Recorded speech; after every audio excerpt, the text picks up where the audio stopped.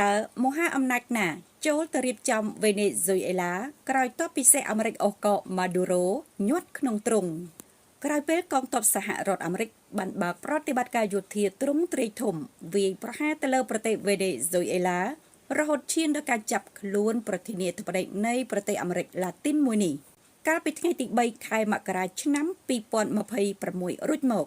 លោកប្រធានាធិបតីដូណាល់ត្រាំបានអះអាងអំពីការរៀបចំប្រទេសនេះឡើងវិញ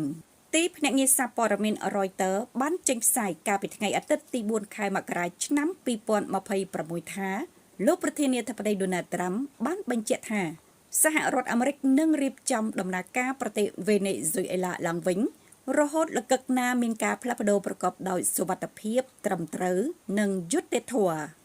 ទន្ទឹមគ្នានេះលោកប្រធានាធិបតីក៏បានអះអាងអំពីការមិនខ្លាចរអាចំពោះការចាក់ឫសគល់នៃរបបអំណាចផ្ដាច់ការនៅក្នុងប្រទេសអាមេរិកខាងត្បូងមួយនេះឡើយលោកដូណាល់ត្រាំប្រធានាធិបតីសហរដ្ឋអាមេរិកបានដាក់ពង្រាយកងទ័ពសហរដ្ឋអាមេរិករាប់ពាន់នាក់និងទ្រព្យសម្បត្តិការពារជាតិយ៉ាងច្រើនដោយរាប់បញ្ចូលទាំងនាវាផ្ទុកយន្តហោះចំនួន2គ្រឿងដែលក្នុងមួយគ្រឿងមានយន្តហោះជិត100គ្រឿងនាវាពិឃាតនិងនាវាចម្បាំងជាច្រើនគ្រឿងនៅសមុទ្រការ៉ាប៊ីនអស់រយៈពេលជាច្រើនខែកន្លងមកហើយនៅមុនពេលបើកប្រតិបត្តិការយោធាទ្រង់ទ្រាយធំនាថ្ងៃទី3ខែមករាឆ្នាំ2026ប៉ុន្តែក្រោយការចាប់ខ្លួនរួចមកកងកម្លាំងពិសេសសហរដ្ឋអាមេរិកបានបញ្ជូនប្រធានាធិបតីវេណេស៊ុយអេឡាលោកនីកូឡាស់ម៉ាឌូរ៉ូទៅដល់សហរដ្ឋអាមេរិកកាលពីល្ងាចថ្ងៃសៅរ៍ទី3ខែមករា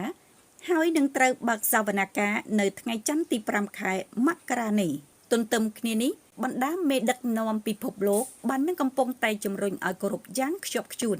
ចំពោះច្បាប់អន្តរជាតិខណៈមេដឹកនាំពិភពលោកខ្លះបានរិះគន់យ៉ាងខ្លាំង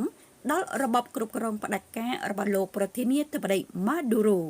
កងកម្លាំងពិសេសសហរដ្ឋអាមេរិកបានឆ្មក់ចាប់ខ្លួនលោកម៉ាឌូរ៉ូនិងប្រពន្ធរបស់គាត់ចេញពីអគារមួយកន្លែងនៅក្នុងរដ្ឋធានីការ៉ាកាសហើយបានបញ្ជូនពួកគេទាំងពីរនាក់ប្តីប្រពន្ធតាមឧទ្ធម្ភាគចក្រទៅកាន់នាវាផ្ទុកយន្តហោះរបស់កងទ័ពជើងទឹក USS Iwo Jima